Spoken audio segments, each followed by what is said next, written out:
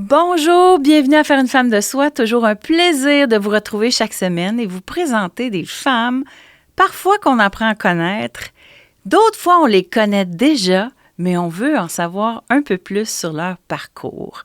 C'est qui elle? D'où elle vient? C'est une experte, oui. Elle nous partage plusieurs trucs et astuces. Depuis quelques années, on la voit dans les médias. Son expertise en ressources humaines pour nous aider à mieux comprendre le marché du travail. Annie Boilard, comment ça va? Ça va bien, merci, Janie.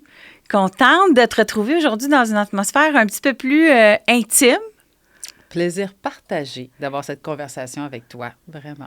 Est-ce que c'est la première fois qu'on va te voir dans un contexte où tu vas nous parler un peu plus de toi que de ton expertise? Je crois que oui. Peut-être à une exception près, mais dans un format de plusieurs minutes comme ça, là, c'est la première fois, je pense que oui, je me dévoile comme personne, plus comme professionnelle ou autrice, mais comme humaine. Je pense que c'est dans les premières fois publiquement. Oui, merci de m'accompagner là-dedans. Bien, puis merci pour ce privilège. Donc, d'en savoir un peu plus, de nous ouvrir la porte sur ton parcours. Annie, quand tu rencontres quelqu'un qui te demande qu'est-ce que tu fais dans la vie, qu'est-ce que tu réponds? Ah, j'ai bien des chapeaux. D'abord et avant tout, je suis entrepreneur, donc je gère une entreprise, une équipe où nous œuvrons dans le domaine des ressources humaines et beaucoup de la formation, du développement des compétences. Ça, c'est une chose. Mais je suis aussi, moi-même, j'interviens parce que c'est une petite entreprise. Donc, moi aussi, je fais de la formation, je fais des conférences. Donc, au quotidien, je suis avec du monde. Puis, quand il me reste encore du temps, alors, je suis souvent porte-parole dans les médias sur plusieurs sujets qui touchent au monde du travail. Donc, à certains moments, je porte le chapeau employé. Donc, du côté employeur, mais aussi du côté employé pour certaines stations. Et il y a bien des choses derrière ça, mais je suis aussi autrice, maman de 3 enfants. Alors, c'est ça. Plusieurs chapeaux dans ce que je fais dans la vie. Oui, tu viens de sortir le livre « Le problème, c'est le boss ». Enfin, je pense. On va en parler un petit peu plus tout à l'heure. Tu es ici dans le contexte de la promotion de ton livre, mais bien entendu, à Faire une femme de soi, on veut en apprendre un peu plus sur toi. Annie, est-ce que tu es une fille de la Rive-Sud? Oui, j'habite sur la Rive-Sud, fièrement. Mes enfants sont allés à l'école sur la Rive-Sud. Ils y vont encore. Bien, maintenant, l'université, c'est aussi à Montréal. Mais oui, on est bien implanté sur la Rive-Sud. Donc, tu habites sur la Rive-Sud, mais est-ce que tu as grandi sur la Rive-Sud? Ah, ça, c'est une excellente question, tu sais. Puis à la simple question « D'où viens-tu? » qui est probablement la question derrière. Pour la majorité des gens, c'est une question simple, puis pour moi, c'est une très grosse question. En fait, non, moi, j'ai grandi dans toutes les régions du Québec. Mes parents déménageaient continuellement. Mon père était policier. Puis moi-même, j'ai changé d'école à chaque année du mon primaire, je changeais d'école pour se donner une idée. Donc, j'ai vécu dans à peu près toutes les régions du Québec, à 2 exceptions près. Puis pour moi, la question, c'est combien de fois tu as habité dans telle région? Alors, à la question « D'où viens-tu? » j'ai souvent un point d'interrogation puis une petite hésitation. Mais il m'est facile de répondre où j'habite maintenant. Puis je dis souvent que mon adresse postale est à Montréal, parce que dans les régions du Québec, la Rive-Sud de Montréal, puis Montréal, c'est une grosse affaire, ça, là. Mais je dis souvent que mon cœur est dans les régions. Alors, un petit peu de tout ça en moi. Mais donc, est-ce que tu es enfant unique?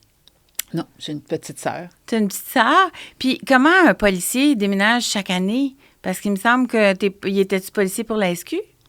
Oui, et les policiers, à chaque fois qu'ils ont une promotion, doivent déménager, du moins c'était ça à l'époque de mon père, pour éviter que, dans un but de protection, là, pour éviter que il y a trop de coquinage qui se fasse. Ah. Donc, à chaque promotion, il fallait déménager. Puis ensuite, des fois, on arrivait dans le milieu d'une année scolaire, il n'y avait pas de maison disponible. Donc, mes parents allaient prendre un appartement puis acheter une maison, disons, dans une période de l'année où c'était plus propice. Mais ça pouvait être suffisant pour que moi, je doive changer d'école parce que d'un quartier à l'autre quartier, il y avait une autre école. Alors, c'est tout ça. Donc, tu es déménagé souvent et donc la capacité d'adaptation s'est développée chez la petite Annie. Oui. Puis j'ai beaucoup de gratitude envers la vie qui m'a offert ça parce que c'est comme si on m'a rapidement montré que les autres n'ont pas besoin de moi. Hein, les autres, avant que j'arrive dans une ville, moi, la vie roulait là. Mais moi, j'ai drôlement besoin d'eux. Parce que sans eux, sans les copines, les copains, moi, je n'arriverais pas à m'intégrer. Alors, ça m'a vraiment donné une posture, puis aussi un apprentissage sur comment développer des relations, comment s'intéresser aux autres. Et encore aujourd'hui, je trouve que ça m'est très utile. Puis si j'avais à refaire, je referais exactement comme ça s'est produit, là. J'ai beaucoup de gratitude à la vie pour ces opportunités. Donc, le primaire, tu déménages presque chaque année. Au secondaire, est-ce que tu as été un peu plus sédentaire? Un petit brin, le métier, aux 2 ans, on déménageait, là. Fait que c'est pas changer d'école à peu près aux j'ai fait 2-3 écoles au secondaire. Au secondaire. Quand même. Puis, donc, Annie, au secondaire, qu'est-ce qu'elle veut faire quand tu vas être grande? Est-ce que tu as des rêves? As-tu déjà une idée? Alors, je savais que j'allais avoir une entreprise. Je savais que j'allais étudier en business, absolument. Comment ça? T'en avais-tu dans ton milieu? Tu sais, le métier de l'entrepreneuriat dans notre génération, c'est pas quelque chose qu'on voyait beaucoup. Les dragons, ça n'existait pas, là. Oui. Non, j'en avais pas vraiment dans mon milieu. Puis mon père était fonctionnaire là, de l'État. Donc, j'avais pas vraiment de ce modèle-là. Mais je savais que j'allais travailler pour faire dans l'essor de notre économie. Je savais que j'allais contribuer à l'émancipation de nos organisations, à créer de l'emploi. Et ça, pour moi, c'était... Ça allait au-dessus de toute autre aspiration. Alors, je voulais absolument contribuer dans une entreprise. Au début, comme tout le monde, j'ai été employée dans une organisation, dans plusieurs organisations. Mais là, on est au secondaire. Mais là, oui, effectivement. Mais c'était déjà dans mes aspirations. Fait que déjà, tu as une idée, ça germe que tu veux travailler en entreprise. Oui. Puis j'allais étudier en administration et que j'allais contribuer à ça. Tu savais déjà, puis est-ce que tu t'es impliqué dans les écoles? Je sais que c'est difficile quand on déménage, mais est-ce que tu es impliqué dans les écoles? T'es-tu genre dans le conseil étudiant, dans le journal étudiant? T'es-tu ce genre de jeune fille-là? Absolument, dans tout ce que je pouvais attraper. Rappelons-nous, j'avais besoin de rencontrer des gens, mais aussi présidente de classe, puis tous ces machins-là. Moi, toutes les opportunités, je les ai saisies. Alors, tu étais capable de vouloir une position de leadership, même quand tu étais nouvelle à l'école. Oui, bien, je l'ai désiré, mais je ne l'ai pas toujours obtenu, là, comprenons-nous bien. Mais parfois, avec même des brèves, des petites relations d'amitié qui étaient initiées, si ce n'est que je n'étais pas menaçante pour personne, puisque nouvelle, personne ne me connaissait. Des fois, ça a été suffisant pour faire mon chemin. Donc, cette capacité-là que tu as de faire ta place, tu l'as développé justement en arrivant toujours dans une nouvelle école où il fallait que tu t'implantes. Tu n'avais pas le choix parce que c'est comme, tu sais, pas d'amis, c'est plate la vie, là. Alors, j'imagine que cette capacité-là de montrer au monde « Allô, j'existe et je veux des amis », c'est quelque chose que tu as dû développer de par ton parcours. Oui, puis c'était même une question de survie. C'est vrai que c'est plate la vie, pas d'amis, puis on sait tous qu'au secondaire et à l'adolescence, c'est une question d'identité. Mais même, j'arrivais dans une polyvalente, là. Sont où les salles de bain? Je vais où pour manger ce midi, là? Moi, j'ai aucune idée, là. Puis personne n'explique ça en milieu d'année quand tu arrives au secondaire 3, là. Alors, c'était vraiment une question de survie, de pouvoir comprendre comment faire mon chemin, puis de m'installer. Fait que tu n'as pas eu, parce qu'il y a quelques semaines, on a eu Jasmin Bergeron qui est venu, puis lui, ça a vraiment marqué son parcours de façon plus... c'est une grande difficulté pour lui qu'il a eu dans son enfance d'être toujours nouveau à l'école, de toujours déménager, de toujours refaire ce chemin-là. Pour lui, ça a été la source de plusieurs difficultés. Toi, ça t'a pas causé de difficultés particulières? Tu sais que tu as des excellentes questions, toi. Il y a des choses que je n'ai dit qu'à toi. Alors, non, ça ne m'a pas causé de difficultés, mais ça l'a aussi créé un pli ou une habitude, c'est-à-dire, si je fais quelque chose qui déplaît à quelqu'un, l'année prochaine, je ne serai plus là. Donc, je ne récupérerai pas les pots cassés que je vais créer. Donc, ça crée un certain détachement, ou je ne veux pas dire un je m'en foutisme, le mot serait exagéré, mais c'est ça. Peut-être j'ai appris peut-être plus tard dans la vie de prendre la responsabilité pleinement pour mes actions parce que j'avais beaucoup les mains libres parce que je savais qu'il n'y avait pas de lendemain pour moi.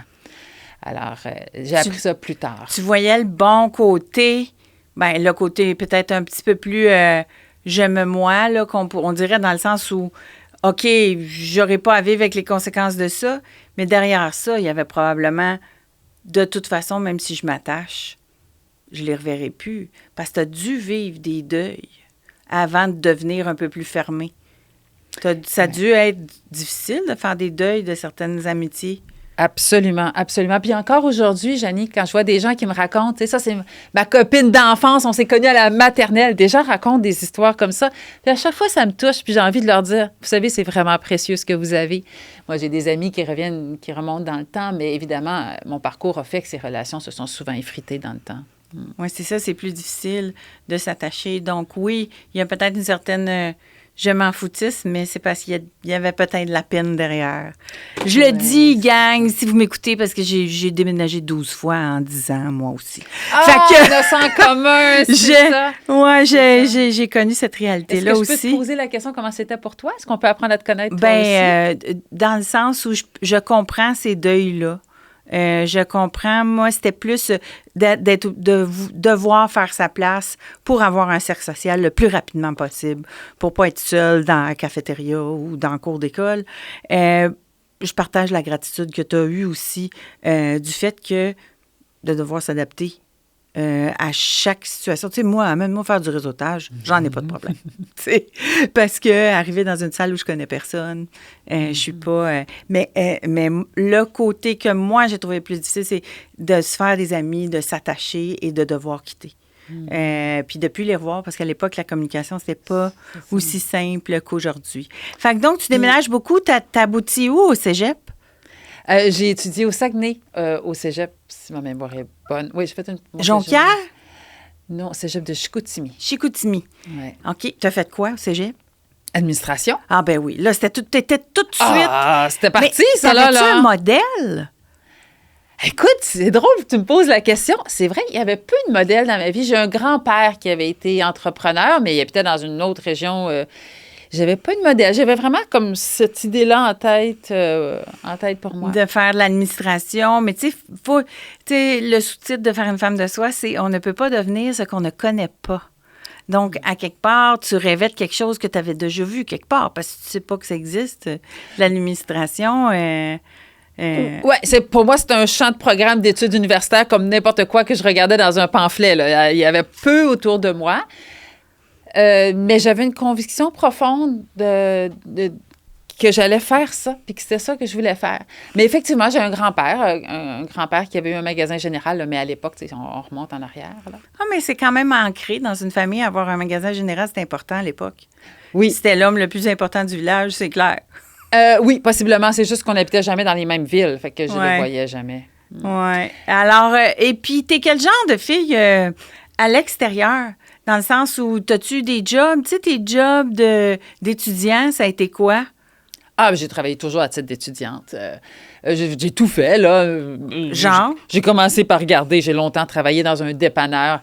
Je faisais le super chiffre du matin, là, le samedi matin à 6 heures. Moi, j'étais au poste. Évidemment, j'avais sorti la veille, mais... puis j'ai travaillé dans des boutiques. J'ai travaillé tout. As-tu travaillé au coton? Parcours. Non, mais je l'aurais fait si on m'avait opportunité. Quelle boutique, genre? J'ai travaillé dans des boutiques de linge, effectivement. Tu te souviens pas de... Je me souviens plus du parce que brand. les filles du coton, c'était pas pareil que les filles du château. Puis, en tout cas, pour celles qui nous écoutent, qui se rappellent de ça, là, c'était cool de travailler dans les boutiques. Oui, dans un centre d'achat. C'était très cool, très chouette. Alors, fait que t'as fait ça, puis après ça, tu sais, tes jobs avant d'arriver sur le marché du travail, as-tu fait certaines expériences ou travail qui t'ont marqué ou tu es tout de suite rentré dans le marché du travail? Moi, j'ai fait des expériences internationales avant de rentrer sur le marché du travail. C'est ça que je cherchais. Il y avait quelque chose. Moi, je ne le savais même pas. Mais vrai, donc, est-ce que tu as fait de l'international? Qu'est-ce que tu as fait? Oui. Tu sais, je racontais mon histoire tantôt, puis je te disais que mon père était policier. Alors, dans les petites régions du Québec, il ne se passe pas grand-chose dans ta vie quand tu es la fille du policier qui gère la station de police. Hein? Personne ne te dit rien. Tu n'es jamais invité au party. Il n'y a pas grand-chose. Oh my God, oui, j'avais oublié l'impact que ça peut avoir. Ben oui, c'est comme tout était épuré autour de moi. Alors, j'ai senti le besoin d'aller un petit peu à l'extérieur. Fait que j'ai saisi l'opportunité de faire des voyages internationaux qui étaient offerts avec mon université. Fait que j'ai fait une année universitaire au Mexique, puis une année universitaire au Brésil. Wow! J'ai donc étudié en espagnol, en portugais. Et tu parles espagnol et portugais? Aujourd'hui? Aujourd'hui, je parle un portugnol parfait. Honnêtement, le portugais, c'est un peu effacé, mais l'espagnol est resté. L'anglais demeure ma deuxième langue. Je travaille beaucoup en anglais. Mais on sentait le besoin d'aller voir ailleurs si j'y étais. Bien, de déménager par ton choix à toi. C'est ça. C'est ça. Fait que j'ai habité dans des familles locales, appris des cultures locales, étudié dans des langues différentes. Puis à nouveau, tellement de gratitude parce que la vie est riche quand... J'ai trouvé que c'était des excellentes expériences. OK, mais là, Annie, à date, tout est beau, tout est beau. Tu sais, la phase sombre de ta musicographie est où? Parce qu'une femme forte est une femme qui a traversé des épreuves. Oh my God! Attends, on va commencer, on va s'asseoir, on va commencer. Il y en a beaucoup. Mais la première chose, tantôt quand tu parlais toi-même de ton parcours puis du fait que tu avais beaucoup déménagé, j'avais envie de te poser la question, est-ce que ça a une incidence sur l'éducation de ton enfant? Parce que moi, j'ai beaucoup prôné auprès de mes enfants l'inclusivité, d'être inclusif, de laisser personne dehors, invite les nouveaux de l'école. Tu peux jamais, jamais, jamais te promouvoir en abaissant quelqu'un parce que qui tu vas abaisser, c'est la personne la plus faible, la nouvelle. Fait que ça a toujours fait partie de ma vie. Puis encore aujourd'hui, je vais toujours réagir si quelqu'un est mis de côté, si quelqu'un n'est pas inclus. Mais est-ce que toi, ça t'est arrivé? Mais moi, ça m'est maintes fois être arrivé, jeune, adulte. Puis aussi, puis peut-être que tu vas te reconnaître dans ce que je vais dire, Janie, mais quand on arrive dans le monde du travail avec une certaine passion, une énergie, une détermination, bien, en tout cas, moi, l'expérience que j'ai vécue, c'est que je ne fitais vraiment pas bien dans les petits carrés, dans les petites cases qui étaient prévues pour moi. On me trouvait trop débordante d'énergie, trop ambitieuse, puis ça pouvait déteindre négativement sur les gens autour de moi, puis Dieu sait qu'on a tenté de me faire entrer dans la petite boîte, là, à coups de marteau sur la tête et à coups de grands larmes là, de ma part. Fait que ça t'est arrivé de te faire dire que tu étais trop compétente? Ah, trop tout. Trop, n'importe quoi, là. Oui, trop ambitieuse, trop compétente, trop de volonté, trop d'énergie, trop de travail, trop de tout, là. Fait que ça mettait la barre trop haut par rapport aux collègues. Parce que les femmes qui sont arrivées dans des... Puis on va en parler, là, de ton parcours professionnel, mais c'est pas la première fois que j'entends ça. C'est qu'une femme qui va arriver, qui va être une des premières femmes ou tout ça, quand elle est hyper performante, Sandra Perron, ça me fait toujours penser à ça, qui est la première femme officier de l'armée canadienne, OK, en infanterie. C'était la première femme. Puis pas longtemps après son entrée, elle s'est fait venir dans le bureau, puis on dit, c'est parce que non, t'es trop compétente, ça fait chier, gars. Tu penses-tu que ça avait rapport aussi? Y avait-tu un aspect féminin à ça? Il y avait possiblement un aspect féminin. D'abord, il y avait une immaturité de ma part. OK? Il y avait une incapacité de comprendre puis de m'adapter. On va commencer par là. Oui, c'est ça. On va commencer par ici, là. C'était de ce bord-là que ça se passait. Puis, oui, le genre, il y a quelque chose qui dérangeait. Puis, j'étais comme pas prête.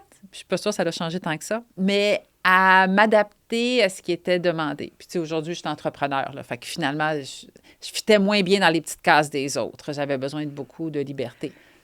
Est-ce que tu savais déjà que l'administration, c'était quelque chose qui te permettait de porter plusieurs chapeaux? Parce qu'il y a plusieurs femmes entrepreneurs qui viennent à faire une femme de soi, puis c'est ça, c'est qu'ils sont multipotentiels. Ils savent pas trop dans quelle case aller parce qu'ils aiment toutes les cases. C'était-tu ton cas? Moi, j'aime toutes les cases, puis je suis très déterminée, puis ce que j'aime pas, je vais être capable de l'apprendre, puis je vais être capable de le faire. Puis aujourd'hui, je suis tout à fait à l'aise d'avoir une conversation. On pourrait se parler de marketing numérique, puis de marketing digital. Puis, tu sais, je peux aller longtemps dans la conversation, mais on peut aussi se parler de fiscalité, puis on peut aussi se parler de ressources humaines, d'entrepreneuriat. Puis je vais tenir la conversation, là, parce que j'y vais à fond dans tout ça, là. Pour le meilleur et pour le pire, hein? Parce que des fois, c'est aussi l'autre côté de cette médaille-là, c'est que je rentre dans mon trou de lapin. Mais ça s'appelle de l'hyperfocus.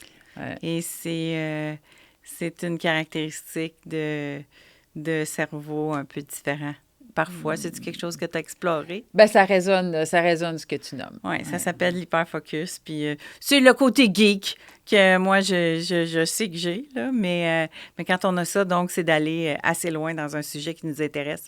Annie, on est rendu à... Là, tu es à l'université, donc tu vas à l'université à l'international. Est-ce que tu sais déjà ce que tu vas faire quand tu vas revenir ici? Et est-ce que tu sais où est-ce que tu vas habiter? Oui, là, ça se corse un petit peu. Hein? J'avais été acceptée dans un programme de MBA international déjà. Donc, ça, je savais que j'allais poursuivre mes études en administration. Et la vie m'a amenée à Montréal. Donc, ça s'est bien passé. Puis, ça m'a permis d'entreprendre ma deuxième maîtrise par la suite en ressources humaines. Puis ça me Est-ce que tu travailles en même temps? Ah, mais si. À partir de la deuxième maîtrise, si je travaille à temps plein, je fais ma maîtrise de soir, puis je suis nouvellement maman à ce moment-là. OK. Faut qu'on backtrack un peu. Ça va vite, hein? Oui, ça va vite. Est-ce que ton conjoint, tu l'avais rencontré avant d'aller à l'international ou c'est au retour? Parmi tout ça, tranquillement, d'une relation d'amitié, une relation amoureuse, la personne était rentrée dans ma vie. Effectivement, puis c'est encore le père de mes enfants aujourd'hui et mon conjoint d'aujourd'hui. Vous êtes toujours ensemble aujourd'hui. C'est la personne que j'ai embrassée ce matin en me levant. Là. Savez-vous quoi? De plus en plus de parcours, mais aussi de lectures que je fais.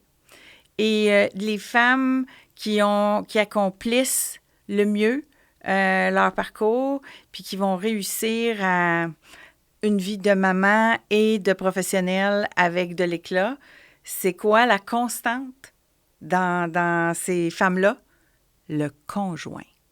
Un conjoint, un bon partenaire de vie, c'est la constante que je retrouve dans celles qui ont été capables de la fameuse conciliation, travail-famille. C'est une belle... encore une fois, un bel exemple d'hommes qui peuvent contribuer autant, parce qu'on entend plein d'histoires que c'est difficile, mais quand ça marche bien, il faut bien le souligner. Oui, oui, oui. Puis on entend souvent le vieil adage qui disait, tu sais, ce qui me rend folle, mais derrière tout grand homme, il y a une grande femme. De grâce, là, tu sais, je capote. L'inverse est vrai. Oui, puis à côté, tu sais. Puis là, parce que c'est moi qui est à ton micro, mais ce serait lui, puis c'est lui grand homme, là. Est-ce qu'il est en administration, lui aussi? Oui. OK. Fait que les deux, vous étiez passionnés d'administration. En informatique, mais oui. OK. Et donc, tu reviens et tu travailles où? Ta première grosse job? Je travaille dans un cabinet comptable. À l'époque, ça s'appelait, c'est EY. Aujourd'hui, ça s'appelait Ernst & Young à l'époque. Et je travaille comme professionnelle ressources humaines. À la fois, j'offre des services de consultation et je travaille à l'interne également. Puis, fait que c'était ton premier emploi. Puis, donc, mais t'es pas comptable. Non, mais je viens du monde des ressources humaines, puis j'ai une formation d'MBA rendue là. Fait que je casse dans les deux côtés. Puis là, j'ai le plaisir de tomber dans un bassin de professionnels. Puis moi, je pensais que partout, ça allait être comme ça. Ultra performant, ultra compétent. J'arrive dans les Big Five, les Big Five à l'époque. Là, j'arrive avec du monde. Et moi, je pensais que toute ma vie, j'allais côtoyer des gens comme ça. Et là, je suis allumée. Mon moteur est parti. La suite va aller rapidement. J'ai eu 3 enfants en 3 ans et demi. Fait que ça l'a flouk, flouk, flouk. Puis là, émancipée. Je m'émancipe. Puis j'apprends beaucoup, puis je travaille avec des collègues que j'adore, qui sont intellectuellement ultra présents, puis j'apprends rapidement. Puis là, je triple, là, je vais faire ça pendant 10 ans, presque 10 ans dans ma vie. Donc, tu fais ça pendant 10 ans et après ça, quand est-ce que tu vois qu'il va y avoir une transition qui va se faire? C'était quoi l'élément qui fait que tu restes pas dans cet environnement idyllique-là? Je serais restée longtemps, mais là, je commence à comprendre quand on regarde les bilans des organisations, parce que rappelons que dans l'ordre, j'ai d'abord fait un MBA, ensuite une maîtrise en ressources humaines. Hein. Contrairement à beaucoup de mes collègues qui, eux, viennent du monde des ressources humaines puis qui apprennent le business après, moi, c'est venu de l'autre bord. Donc, je regarde les entreprises, leurs dépenses, puis je réalise à quel point la force humaine est importante. Et là, j'ai déjà fait ma maîtrise en ressources humaines, et là, je vais aller du côté des ressources humaines parce que quand il y a une erreur au niveau de la gestion en RH, ça coûte énormément cher. Et ça brise des cœurs, ça brise des vies professionnelles, des familles. On va dire Donne-moi un exemple. Un mauvais leadership, ça rend des gens malheureux, des humains malheureux au travail. C'est souvent des parents malheureux par la suite. Ça crée une pression, ça crée du stress qui n'est pas requise, puis qui va venir comme un boulet détruire la productivité de l'organisation. Puis ça, moi, je trouve que ça n'a plus sa place. Et là, c'est là que je vais commencer à œuvrer dans le monde de la formation pour former les gestionnaires, les employés, les collègues à être de nos meilleures personnes au travail, des meilleurs collaborateurs, des meilleurs leaders. C'est comme ça que ça rentre dans ma vie. Donc, si je comprends bien, c'est que là, tu travailles, quand tu es chez EY, là, tu es consultante? Oui. C'est quoi ton poste? Tu es consultante, donc vous allez dans les organisations, vous les aidez à optimiser leur productivité. Oui, moi, c'est ça ta job. Je travaille beaucoup en ressources humaines, puis à la fois pour les ressources humaines de l'organisation et vers des clients. Puis rendu là aussi, je suis gestionnaire d'équipe. Ah oui, parce que tu as une équipe de consultants qui travaillent avec toi, Oui. qui s'en vont sur le terrain et qui vont donc optimiser les entreprises. Oui, Puis là, absolument. tu triples. Tu es dans le panier de bonbons. Et donc là, malgré tout, tu as comme idée de quitter? Oui, bien, il faut dire que rendu là, je suis parent à 2 reprises, là. Hein? Puis que là, c'est un monde, là, c'est comme le monde des avocats, des comptables, la pression est élevée. C'est un petit peu moins compatible avec ma réalité de maman. Les heures sont pas de bon sens, là. Ouais. Comme consultant. Je ne sais pas si c'était comme ça partout, mais les Big Five, c'était des grosses heures. Alors, tu commences à penser à te créer un monde qui va être plus compatible avec ton autre vie, qui est celle de maman. Oui. Alors, Annie Boilard, on est avec Annie Boilard, tout le monde, aujourd'hui, et qui vient d'écrire « Le problème, c'est le boss ». On s'en va à la pause, on revient, on continue d'en apprendre plus sur la femme derrière l'experte. On est de retour avec Annie Boilard, qui me l'a souligné pendant la pause. C'est notre chroniqueuse, le vendredi avec Charles. Effectivement, à 7h35, c'est ma voix que vous entendez. Mais oui. Tous les vendredis matins, donc, tu viens nous parler de... Du monde du travail avec Charles, effectivement. De toutes les questions que vous vous posez et auxquelles, Annie, tu t'es penchée sur plusieurs questions que les gens se posent sur le marché du travail. Le livre, donc, comprend 40 questions qu'on se pose avec tes réflexions, tes pistes de solutions. Puis je donne quelques exemples. Là, mon boss a des chouchous dans l'équipe. Il se voit à l'extérieur du bureau. Je trouve pas ça fair. Alors, toi, tu réponds à cette question-là. Oui. Puis il y a tellement de monde qui vivent ça. Ils ont un patron ou une patronne qui a des relations particulières avec certaines personnes. Fait que peut-être qu'ils ont étudié ensemble, leurs enfants vont à la même école. C'est pas important, ils ont des affinités. Puis l'équipe de travail sait qu'il y a comme une espèce de petite clique, là, une petite gang rapprochée autour du patron. Puis eux n'en font pas partie. Puis c'est pas nécessairement qu'ils ont une mauvaise relation avec leur patron. Souvent, ça va très bien, mais il reste que c'est une réalité. Puis ça vient créer un poids au travail. Ça crée quelque chose de négatif. Ça vient effreuter cette confiance qu'ils ont avec l'employeur. Puis c'est encore difficile à gérer.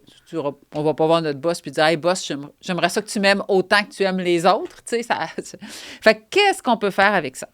Et je vais dire tout de suite, les employés ont raison. C'est inacceptable que les patrons nourrissent ainsi des relations privilégiées avec certaines personnes qui sont sous leur leadership de la même façon que les autres personnes de leur équipe. C'est-à-dire, un patron peut avoir un ami dans une entreprise, mais c'est pas le boss de cet ami-là. Ça, c'est correct. Mais quand il y a une relation de hiérarchie entre les deux, là, c'est inapproprié. Le patron se doit d'être équitable dans son temps, qu'il soit formel ou informel, même à l'extérieur des heures de bureau. Puis le patron se doit de développer une relation similaire avec tout le monde et au besoin de mettre sur la glace certaines relations d'amitié, le temps qu'il y a une relation de hiérarchie qui s'installe. Puis là, Janie, on se dit ça, puis là, toi, tu fais oui, c'est ça, puis il y a plein de monde qui se dit ça. Oui, bien, c'est pas simple. C'est parce que moi, je m'imagine certaines situations, mais c'est l'apparence. Là. Je comprends l'apparence, puis ça peut miner l'esprit d'équipe. Mais non, je te dis oui, parce que je veux pas trop rentrer là-dedans, parce qu'on a un beau livre et tu en parles beaucoup de ces conseils judicieux. Back to you. Je veux retourner à ton histoire personnelle parce qu'après, donc, 2 enfants et un milieu de travail très stimulant, mais probablement un horaire qui n'a plus de bon sens quand tu as 2 enfants, tu décides de partir de ta propre entreprise? J'ai joint une entreprise qui existait, puis je suis devenue associée, donc j'ai copropriétaire. Laquelle? Alors, à l'époque, ça s'appelait... c'est une entreprise qui n'existe plus aujourd'hui, ça a été racheté, mais c'était dans le monde de la formation. C'est mon monde, là. C'est là que ça s'en vient. Fait que tu es tout de suite partie dans le monde de la formation. Oui. Puis tu as joint une entreprise qui existait déjà? Oui. Comme co-associé, tu as acheté? Une partie, c'est ça. OK, tu as acheté donc une partie d'une business et là, donc, tu rentres comme patronne. Le temps passé, là, c'est ça. Il y a des mois qui se sont passés, mais oui, c'est comme ça, là. C'est comme ça que ça s'est passé. Et donc, tu commences en business de la formation, puis vous faites quoi comme... c'est quoi votre clientèle, puis vos sujets de formation à l'époque? Alors, tout de suite, moi, j'ai été lancée dans le monde de ce qu'on appelle les compétences des savoir-être. En anglais, on dit les soft skills. Donc, il appelle ça des soft skills, mais moi, ma petite contribution, j'appelle ça du leadership féminin. Ah, ben oui. Tout ce qui est soft skills, c'est du leadership féminin. Si les gens se disent, hey, c'est quoi la différence entre le leadership masculin et le leadership féminin? Bien, le leadership masculin, il appelle ça du leadership, puis le leadership féminin, il appelle ça des soft skills. C'est vrai qu'il y a beaucoup de choses qui peuvent rassembler là-dessus, effectivement. Fait que c'est tout de suite là. Je suis tombée dans le monde de comment enseigner, comment communiquer, comment être un gestionnaire, comment leader une équipe, comment collaborer, travailler ensemble, tout ça. J'ai été catapultée dans cette réalité-là et j'y suis depuis. Là. Je suis tombée en amour dans ce monde-là. Donc, tu as tout de suite commencé à faire des coms. Parce que dans ton milieu avant, tu communiquais, j'imagine, à l'interne, puis tu avais ton équipe et tout ça. Mais là, en devenant formatrice, parce que tu n'étais pas juste gestionnaire, tu formais toi aussi. Ah, puis j'étais avec des clients, puis tout ça, effectivement. Donc, puis ça venait nourrir cette... Tu sais, j'avais mon grand souhait, c'était d'aider les entreprises. Hein. Je voulais aider l'économie, aider les entreprises québécoises, canadiennes à prendre leur place, même au niveau international. Fait que tout de suite, je venais allier ici, aider les gestionnaires à être meilleurs, accroître la productivité des organisations et le bien-être des employés. J'étais sur mon X. Puis, tu sais, la vie est généreuse parce que j'y suis encore là, des années plus tard. Mais j'étais exactement sur mon X. Ça, c'est sûr que c'est ce que je vais faire jusqu'à la fin de mes jours. Pour moi, il n'y a pas de doute. Donc, tu fais de la formation, mais là, tantôt, tu as dit quelque chose ça me titille, là. Parce que tu as dit, là, j'étais dans un milieu où tout le monde était hyper compétent. Parce que je me reconnais aussi parce que je suis passée des bureaux d'avocats au monde de la musique. Où les talents ne sont pas les mêmes. Et le niveau d'excellence dans les différents postes. Parce qu'en musique, là, tu travailles pas... Tu sais, tu travailles pas, j'ai été boss longtemps, t'engages ceux que tu peux. Tu sais, parce que tes salaires sont pas... fait que c'est tous des passionnés puis tout ça, mais tu sais, on est loin du monde des bureaux d'avocats. Fait que toi, tu m'as dit, là, j'étais avec du monde hyper performant, hyper compétent. Est-ce que dans cette nouvelle entreprise-là, là, tu découvres un peu plus de nuances dans les différentes équipes? Oui, mais je vais dire, j'apprends grâce à mes collègues, j'apprends à reconnaître la compétence différemment. C'est plus juste une question de productivité, d'heures de travail, c'est plus juste ça. Là, j'apprends plus des compétences humaines. Fait que, oui, au début, c'est déstabilisant, puis tu sais, au début, j'étais sévère par rapport à ce que j'observais, mais avec du recul, je vois qu'il y avait des choses que je ne voyais pas à l'époque. Mais... Fait que bref, c'est un choc. Ah, c'est un choc, puis des fois, je suis encore sur le choc, là. Moi, quand je suis arrivée puis je jouais au basketball dans les corridors, là, c'était quelque chose, là. Le choc était... Il y avait des TV dans les bureaux. J'étais comme, tu sais, là, je venais pas de ce monde-là, là. Fait que c'est un choc, t'as vécu ça, là, donc. Moi, j'ai vécu arriver dans un bureau, puis il faisait brûler de l'encens pour accroître les ventes. Il faisait brûler de l'encens. Fait que là, moi, les bras me tombaient par terre, là. J'avais bien vu dans ma vie des stratégies de vente, mais, tu sais, qui commençaient avec de l'encens, c'était pas ma réalité à moi. Mais je dis ça avec sympathie puis le sourire aux lèvres aujourd'hui. Évidemment, c'était pas la seule stratégie, mais aussi... C'était correct que j'apprenne autre chose. Mais oui, parce que ça t'a permis de comprendre d'autres organisations qui n'ont pas le même budget, là. Parce que c'est ça l'affaire, c'est une question de budget. Tu sais, à un moment donné, ça te prend une équipe, puis il y a toutes sortes de monde, là, tu sais. Puis de valeurs humaines aussi. Moi, j'apprenais comment aider les gens à devenir de meilleurs gestionnaires. C'est pas juste une question de chiffres puis de bilan, cette histoire-là. C'est des affaires de cœur, puis ça se compte, puis ça se vit à un rythme différent, puis ça se compte autrement également. Fait que j'ai dû l'apprendre. Ce ne fut pas nécessairement facile pour moi. Puis encore aujourd'hui, des fois, je me heurte en service à la clientèle ou plein de choses. Je vais me heurter à des entreprises qui n'ont pas le même, je vais dire, niveau de professionnalisme ou d'attente que mes attentes à moi. Puis à nouveau, tu sais, je navigue moi, là-dedans. J'ai déjà une employée qui m'a dit, c'est encore mon amie aujourd'hui, qui m'a dit, tu sais, Janie, 120 de ma capacité, ça peut pas durer 15 ans, là. Tu sais, c'est sûr qu'il y a des périodes où tu donnes Mais beaucoup, beaucoup, beaucoup. Mais il y a d'autres périodes où il faut que le ciel soit bleu puis que la mer soit calme, là. Hein? Ça prend certaines périodes un petit peu plus d'accalmie. Donc, être tout le temps dans le tapis, il faut respecter le rythme, là, parce qu'on veut les gens sur le long terme. Ben, c'est exactement ça. Exactement Oui, ça. je comprends. Dis-moi, donc, tu es dans cette entreprise-là, puis là, vous la vendez? C'est quoi cette expérience d'entrepreneuriat-là? C'est ta première, là? Oui, Là, c'est t'es la boss, première. là, t'as payé de l'argent, Ouais. puis tout. Comment tu vis ça de prendre des risques, tout ça? T'es-tu Alors, confortable avec le fait d'être responsable, puis que l'héritier, ça soit tout sur tes épaules? oui, ben, j'avais des causes associées, là, toutes sur mes épaules, mais je vis bien avec ça. Oui, puis encore à ce jour, je vis très bien avec ça. Oui. Fait que ça, il n'y avait pas d'enjeu. Mais t'es pas resté dans cette entreprise-là. Non, là, j'ai butiné, j'ai fait une autre entreprise, puis j'ai décidé de partir ma propre entreprise. OK, parce que là, vous étiez en gang. T'as-tu vendu à un de tes associés ou vous avez vendu à plein de monde? Comment ça marche? Hey, j'ai à peine, je m'en souviens à peine, mais non, j'ai vendu à mes associés. Eux ont Tu t'es fait vendu à d'autres racheter. mondes, c'est ça. OK. Puis moi, je suis partie, puis j'ai travaillé dans un autre cabinet, puis après ça, j'ai parti ma propre entreprise. Ça fait combien de Puis, temps maintenant? ça doit faire 7, 8, 10 ans, là, je sais plus trop, là. Donc, Annie, tu as été employée, ensuite tu as été associée pour finalement être la capitaine de ton navire. Là, je serais curieuse de savoir, là, as-tu un fail, là? Tu sais, Ben, comme j'en ai une plus. erreur là, que tu as faite qui est un bon pilier d'apprentissage pour toi, là, pour celles qui nous écoutent, là. Qu'est-ce que tu pourrais nous partager? Ouais, ben c'est surprenant des fois pour les gens. Tu sais, je prêche beaucoup dans les médias d'avoir un leadership qui soit très humain. Puis j'y crois fondamentalement. J'y croyais dès le départ, mais j'ai dû l'apprendre. Je suis pas tombée dedans, là. Je suis pas Obélix qui est tombé dans cette potion-là à la naissance. J'ai dû l'apprendre. Puis je pense que c'est pour ça que je m'émerveille autant devant ce type de leadership. Mais on enseigne Puis ce qu'on a besoin d'apprendre. c'est Ça, dans le milieu de la formation, on le dit tout, hein? Les formateurs, c'est on enseigne ce qu'on a eu besoin d'apprendre. Donc, toi, tu as eu besoin de nourrir ton leadership ou de l'apprendre. Donc, c'est ça. maintenant, tu es capable de l'enseigner. C'est ça que tu nous dis. C'est ça. Puis je le voyais que c'est ça, les organisations avaient besoin, mais ça ne voulait pas dire que moi, j'étais toujours capable de l'incarner comme leader moi-même. Fait que j'ai fait mon chemin de croix pour aujourd'hui être en mesure d'être capable OK, de mais on le veut un faire. fail, là.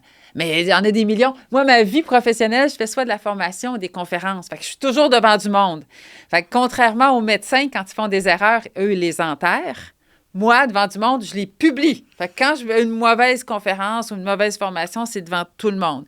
Alors, il y en a eu plusieurs qui se sont multipliés. Puis il y a eu des relations aussi professionnelles avec des collègues qui ont été difficiles dans le passé aussi, que j'ai heurté, que j'ai graffiné, que je ne referais pas de la même façon aujourd'hui que j'ai fait à l'époque, parce que ma perception de ce qu'était la compétence était différente de ce que c'est aujourd'hui. Donc, j'ai heurté, j'ai graffiné des relations d'amitié, des relations avec des collègues. Ouais. Je devais pas être le fun avec qui travailler, tu sais. Pour moi, la vie était belle, mais je devais être drôlement chiante pour les autres, là, parce que le rythme et l'intensité étaient toujours tellement grands. Puis, donc, ça a été plus difficile pour toi, les relations entre collègues, tout ça, de par cette différence de perception-là que tu avais Oui. de la compétence. Donc, ça a été plus difficile. Mais est-ce que j'entends que tu portes sur tes épaules la culpabilité de ça? Tu sais, est-ce que tu portes... Tu sais, quand une relation ne marche pas, on est deux là-dedans, là. Oui. J'ai probablement beaucoup d'humilité. Puis on m'a tellement souvent dit que c'était toujours ma faute, là, que j'ai probablement fini par enregistrer un petit bout de cette histoire-là. Je vais dire en toute honnêteté, je ne m'excuse pas dans la vie d'exister. OK? Puis maintenant, s'il y a vraiment une incompatibilité avec quelqu'un dans ma vie, il n'y aura pas de relation. Je ne vais pas tenter de me conformer à ce qui est attendu. Mais effectivement, si je heurte par mon intensité quelqu'un, je vais vraiment me remettre en question. Je vais faire un voyage introspectif. Je ne vis pas pour laisser des cicatrices dans la vie des autres. Ce n'est pas ma mission de vie. Moi, je vais laisser une empreinte positive auprès de tous les gens que je côtoie, mes clients, mes participants, mes lecteurs. Et fait que oui, un petit peu. C'est pas que je regrette mon intensité, mais je suis beaucoup, beaucoup plus dans la subtilité puis peut-être dans la sensibilité par rapport à l'impact que ça peut avoir sur les autres. Je comprends. Là, on est dans les fails, donc certaines remises en question que tu as l'humilité de nous partager. Mais maintenant, parle-moi des réalisations. Y a-t-il des réalisations dont tu es fière puis que tu te dis, OK, ça, on l'a réussi, celle-là? Parce que j'imagine que si tu es parti de ton entreprise, c'est parce que tu voulais faire certaines choses pas comme les autres. Pas comme les autres. Oui, la vie m'offre beaucoup de choses pour lesquelles je suis très fière. D'abord, maman de 3 enfants. Hein? Alors, en partant, ça, c'est une grande source de fierté. L'entreprise va bien. Je nous trouve extrêmement chanceux. Parle-nous de l'entreprise, donc. Notre entreprise, on fait beaucoup de la formation, des conférences. On aide les gens à devenir meilleurs. Ça s'appelle? Merci. Réseau Annie RH. Réseau Annie RH. Oui. Donc, et là, quand on appelle chez Réseau Annie RH, qu'est-ce qu'on commande?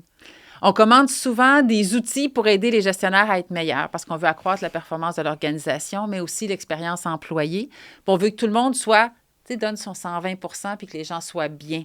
Alors, comment est-ce qu'on outille les gestionnaires pour arriver à ça? Puis comment est-ce qu'on accompagne les employés pour être capable de collaborer ensemble? Ça, là, c'est le cœur de ma vie professionnelle. Et donc, tu travailles avec des entreprises, surtout, c'est quoi ta clientèle?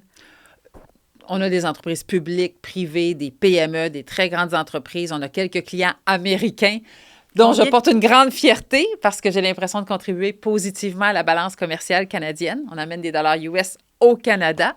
On en voudrait beaucoup plus. Dans la vraie vie, on n'a jamais fait de publicité aux États-Unis, mais on continue de demander à nos clients d'y aller de bouche à oreille. Donc, on a quelques clients. On ne dira pas de nous qu'on est une firme internationale. Il ne faut pas délirer. Puis, on a beaucoup de clients ontariens, par exemple. Souvent, on dessert la partie est du Canada pour de plusieurs entreprises canadiennes.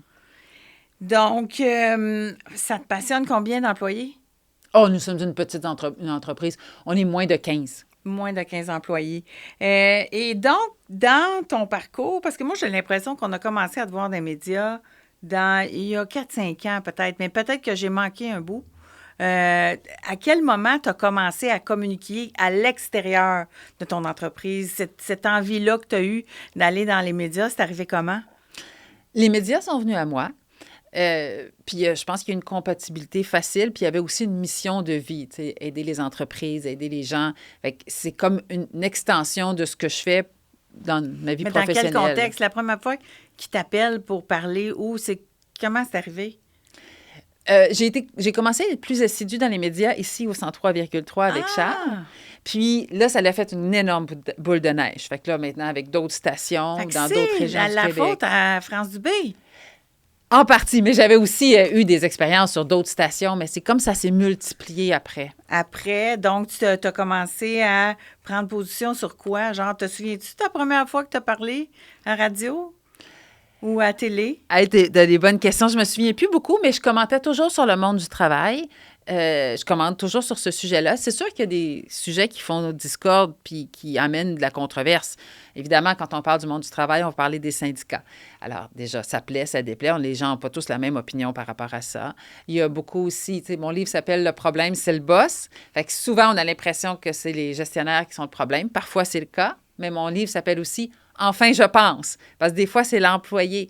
Donc, il y a beaucoup de controverses à travers tout ça. Puis sans parler des lois, des multiples lois qui viennent encadrer le monde du travail. Des fois, ça plaît, ça déplaît. Alors, j'ai pris position par rapport à ça. Il y a des gens qui apprécient mes points de vue, puis il y a des gens qui ça déplaît, puis c'est bien correct. Puis comprenons-nous, ça me fait toujours plaisir quand quelqu'un me dit « j'ai été d'accord ou j'ai été en désaccord ». Absolument, absolument. Mais t'aimes ça, faire du média, parce que là, t'as commencé donc au FM 103.3, puis là, ça a déboulé, salut, bonjour, donc tu vas commenter. Est-ce que c'est quelque chose que t'aimerais poursuivre plus activement? Tu sais, comme le maire, là, le maire d'Huntingdon, il était venu, il a fait 2-3 commentaires, puis après ça, il a eu son émission, là. Parce qu'il a pris goût aux communications. Bon, il n'est plus là, mais je pense à quelqu'un, là, tu sais, qui est arrivé sur la scène médiatique, puis qui a eu comme la piqûre. Comme tu es une intense, est-ce que tu as la piqûre, puis y a-tu d'autres projet qui te plairait en communication? Bien, tu sais, tantôt, on parlait des failures, là. J'ai toujours une espèce de petit syndrome de l'imposteur, hein. Je réitère que je viens du monde des ressources humaines, pas des médias. Alors, moi, il me fait toujours plaisir de prendre la parole, mais je me sens sur une courbe d'apprentissage par rapport à ça. Je n'ai jamais l'impression d'être au sommet de mon art. J'ai beaucoup d'admiration pour les journalistes, les animateurs, tout ça, là. Bravo, mais c'est pas mon métier à moi. Donc, oui, j'ai beaucoup d'ouverture, beaucoup d'intérêt, puis j'apprécie pouvoir apprendre sur ce sujet-là. Si des opportunités se présentent, c'est sûr, je vais les saisir certainement. Pour l'instant, ben, je vois pas, là, mais si quelque chose se présente, c'est sûr, je ne tournerai pas le dos à une opportunité. Donc, pour le moment, ça nourrit, j'imagine, ça te fait voir s'il y a peut-être des clients qui te découvrent de par ta présence dans les médias, mais c'est pas quelque chose que tu vas geeker sur le sujet pour le moment. Donc, tu es bien dans ton entreprise, là, c'est autrement ça, dit. Je ne suis pas animatrice de rien, là. Je suis chroniqueuse au mieux et à la bonne volonté des animateurs, mais... Non, mais tu es super bonne. Tu pourras aller faire de l'opinion, tu pourras aller te chicaner avec Richard Martineau. Ça serait un plaisir fou à faire ça. Parce que des femmes d'opinion, il n'y en a pas beaucoup. Puis c'est drôle que je sens que tu serais capable. Ah, j'adorerais ça. Sur un plateau, une fois, avec Pierre-Olivier Zappa, il disait de Edma Graham, qui est la directrice de l'Institut du Québec, et moi, il disait « Vous êtes le duo économique du Québec au féminin. » Alors, pour ce que ça vaut, j'avais trouvé ça sympathique. Mais oui, ça me plaît bien d'argumenter, puis je suis vraiment bien avec les gens qui sont en désaccord avec moi. J'ai pas besoin que tout le monde trouve que j'ai raison. Fait que ça me va bien, oui. As-tu des idoles, des modèles? Tu n'en avais pas à l'époque, mais aujourd'hui, est-ce qu'il y a des femmes particulièrement que tu admires? Oui, beaucoup d'entrepreneurs. Comme? Beaucoup d'entrepreneurs. Ben, il y a des modèles qui sont plus internationaux. J'ai toujours eu beaucoup d'admiration pour Oprah Winfrey. Pas pour le personnage télévisé là, qu'on voit, là, qui est l'animatrice télé, mais pour la femme d'affaires derrière, je trouve que c'est inspirant. Et il y a aussi des modèles masculins, mais l'idée de prendre des gens qui sont très, très intelligents, qui font des produits ou des services pour aider les gens au quotidien, là, je trouve ça inspirant. Bien, pour moi, Oprah, c'est une femme qui est très, très intelligente, mais elle a fait un talk show à 16h l'après-midi pour aider les gens qui faisaient leur cuisine, tu sais. Mais je trouve ça génial parce que je soupçonne que pour ces gens-là qui ont des capacités intellectuelles particulières, c'est très facile de rester dans un petit monde puis de parler aux gens comme eux. Puis je trouve ça fantastique, les gens qui ouvrent leurs horizons puis qui font bénéficier à tout le monde. Puis, c'est ce que tu trouve ça admirable. Tu vois, c'est ça, j'ai de l'admiration pour ça. Puis, je me compare pas avec une personne qui a beaucoup de facultés intellectuelles, mais... Mais quand tu racontes que tu pars de chez un Ernst & Young, puis là, tu tombes dans un monde de formation qui est moins structuré, puis moins... dans la performance que tu l'étais. Puis là, maintenant, mais tu vas dans différentes organisations. C'est un peu ça, c'est de vulgariser des concepts qui peuvent être très nichés puis très intellectualisés, mais d'aller les appliquer dans le concret avec du vrai monde, puis il faut parler leur langage. Fait qu'à quelque part, c'est ce que tu es en train de faire, mais sur le terrain. Bien, moi, je pense que c'est ça ma mission de vie. Moi, je veux que nos organisations soient plus performantes et que nos employés, nos leaders soient des meilleures personnes pour que nos entreprises soient plus humaines, puis qu'on ait plus de rayonnement dans notre économie, que notre économie soit plus robuste, puis meilleur rayonnement à l'international. Je pense qu'à partir d'une économie forte, tous nos services sociaux vont être forts. Puis à partir de là, on aura des systèmes de santé, puis un système d'éducation, puis de justice qui vont bien fonctionner. Mais à mes yeux, ma croyance à moi, ça commence par une économie qui est forte. Mais est-ce que tu penses encore que le nerf de la guerre, comme à l'époque où tu es rentré chez EY, c'est la main-d'œuvre? Plus que jamais, je pense que notre capacité intellectuelle, notre main-d'œuvre, notre distinction au Québec, quelque part entre l'Europe et l'Amérique du Nord, là, où on incarne quelque chose de différent, où on prône un leadership qui est très humain, ça donne à nos organisations un avantage compétitif que les autres organisations n'ont pas nécessairement. Puis je pense qu'il faut tabler là-dessus. Puis fière de nous pour ça. C'est comme, il n'y en aura jamais assez. Je suis tellement fière de cette capacité-là que nous avons. Donc oui, je vais passer ma vie à vulgariser des propos parce que je vais lire des trucs universitaires, puis je vais les concrétiser pour que ça soit utile pour les gens. Ça, c'est ma mission, là. Ça ne me prend même pas d'énergie, là. Je peux faire ça 24 heures par jour pendant des années, là. Mais la politique, ça ne tente pas? Bien, la politique, c'est jamais quelque chose qui s'est présenté à moi.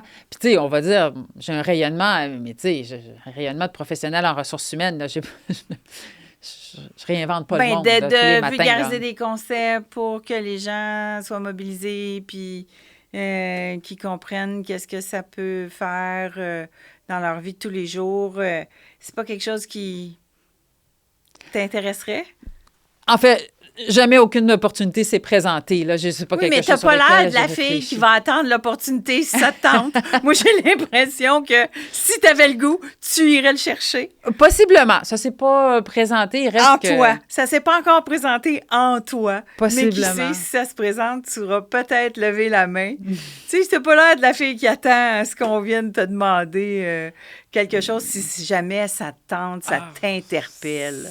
Mais j'ai beaucoup d'admiration à nos personnes politiques. Puis j'ai aussi, tu sais, on plein d'opinions, puis des fois, il y a des choses qui vont pas à notre goût, mais je me dis, d'abord, bravo de le faire, puis merci de le faire pour nous tous, là, pour notre communauté, parce que c'est pas facile d'être sur la place publique, puis même s'il y a des erreurs à certains moments, j'ai beaucoup de reconnaissance, parce que ça en prend des gens pour le faire. Fait que je sais pas qui ce sera, puis si un jour je mettrai mon gros orteil dans ce monde-là, mais chose certaine, merci à ceux qui le font pour nous tous. Annie, si les gens veulent se procurer, là, ceux qui me voient en ce moment, parce que l'émission est filmée, le problème, c'est le boss. Enfin, je pense. Travailler ensemble pour améliorer 40 enjeux qui dérangent. C'est disponible dans toutes les librairies. J'imagine qu'on peut le commander aussi sur le web. Sinon, comment on te trouve, Annie, si on veut en savoir plus sur toi, retenir tes services? C'est l'heure de la plug. C'est l'heure de la plug. Donc, Réseau Annie RH, on me trouve sur LinkedIn, on trouve notre site web, mon équipe et moi, la meilleure équipe qui puisse exister. Donc, les gens vont réussir à nous rejoindre. Le livre est disponible chez Renaud Bré, tous les autres bons libraires, pardonne-moi. Tu as raison, en ligne, il est disponible en librairie également. Puis, ça nous fait toujours plaisir quand les auditeurs viennent nous voir pour des services, des consultations, même pas de facture, là, juste nous dire ce qui se passe dans leur organisation. Non, dis pas ça. On est à faire une femme de soi. Moi, je veux de la prospérité au féminin. On donne pas nos services gratis. Si vous voulez du gratis, il y en a plein le web. Annie Boilard, merci d'avoir accepté de venir nous dire, nous parler un peu plus de ton parcours de femme, de comment on devient celle que tu es rendue aujourd'hui, qui rêve de soutenir l'économie grâce à un mieux vivre ensemble au travail et à des solutions concrètes que tu proposes à la fois dans tes livres, dans tes formations, dans tes communications, dans les médias. Et merci donc de soutenir cette économie avec ton unicité et ta fougue dont j'espère tu vas apprendre à ne pas t'excuser. On a besoin de toi. T'es adorable. Merci, Jenny. C'est fut une très, très belle discussion. Merci pour la belle invitation. Merci infiniment, tout le monde. La semaine prochaine, vous n'êtes pas prêts. Vous n'êtes pas prêts. Jeannette Bertrand à faire une femme de soi. Je me pince encore. Merci beaucoup, tout le monde. On se voit la semaine prochaine. FM 103.3